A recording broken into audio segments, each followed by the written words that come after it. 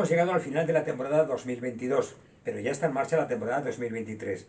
Atentos al precalendario que ha sacado la FADA para los rallies de la próxima temporada, con 6 pruebas en nuestra tierra, sin contar alguno que saldrá fuera de Aragón. La he colgado en la web. La entrevista de la semana la hicimos al serrablés David Lardíez, piloto y organizador del slalom de Sabiñánigo, para sacarle unos minutos de su abundante curro, y hablamos de pilotar y organizar, mientras preparaba su auto para el slalom de Andorra. En cuanto a las carreras, empezamos con los rallies.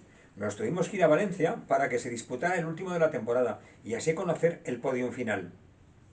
Podium que en lo más alto quedó ocupado por Alberto Martínez. El segundo cajón subió nuestro campeón de España de rallies 2016, Cristian García, y José López se encargó de cerrar el podium.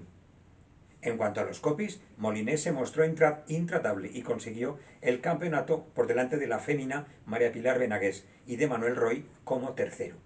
En escuderías, la Oscar Racing Club de Temis y compañía quedó por delante del Automóvil Club Zaragoza y el Real Club Alcañizano famoso cerró el podium.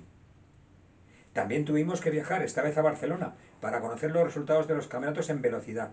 Esta vez no hubo sorpresas y se proclamó campeón de Aragón Lauren Puigmal, quien a su vez se llevó la clase 4. El que sorprendió fue Javier Moreno, quien se llevó el subcampeonato y la clase 2. Cerraba el podium Javier Ciduéndez. Asimismo, en el circuito de Cataluña se cerraba el Trofeo de Aragón de Clásicos, donde Laura Aparicio no pudo sorprender a Ander Gaumont, quien se llevó el Trofeo de Aragón con autoridad.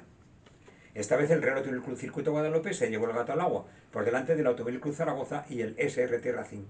En Desde la Grada divagaré con nostalgia un rato sobre los rallies. Y creo que nada más. No, nada más. Nos vemos el jueves. Un abrazo.